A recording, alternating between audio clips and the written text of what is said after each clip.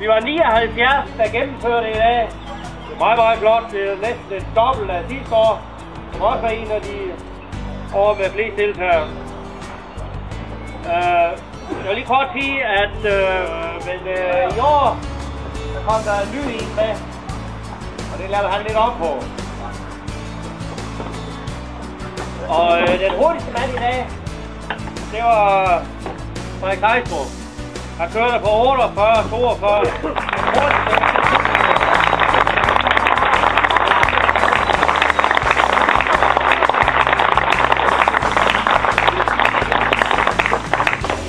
Igen i år, en fantastisk lejr, nogle fantastiske hytter, fantastisk vejr. I har styr på det hele, Claus og Helene.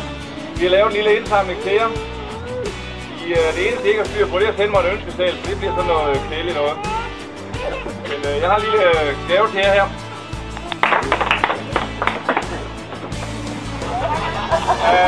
Jeg vil egentlig også bare sige, at det er jo et fantastisk arrangement, og det er jo et arrangement, som vi er to klubber, der er meget glade for at blive holdt. Inden vi tog afsted i år, der mødte jeg jo en, der var ude at smugtræne. Det går, Claus? Mens du selv var ude at træne. Ja, jeg var selv på vej ud. Men det var desværre i det gamle klubtøj, så derfor har vi fra klubberne taget et sæt cykeltøj med til at være, som I også kan få. Ja.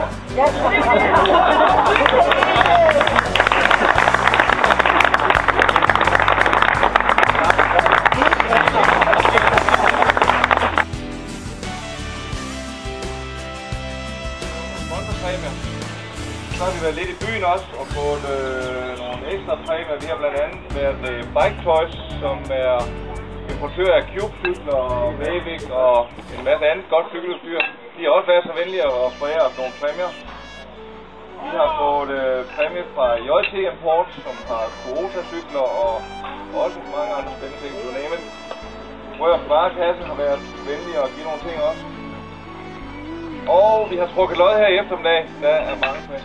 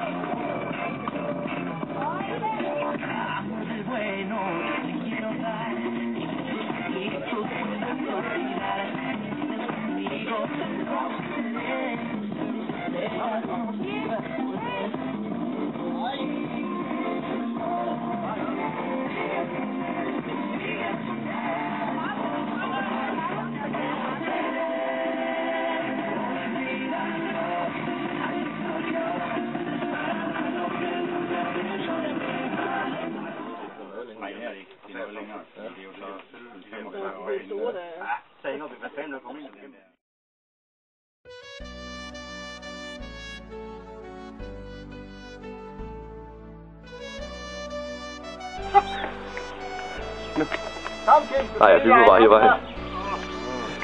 Der er flere øl i benene, jeg har musket. Nej.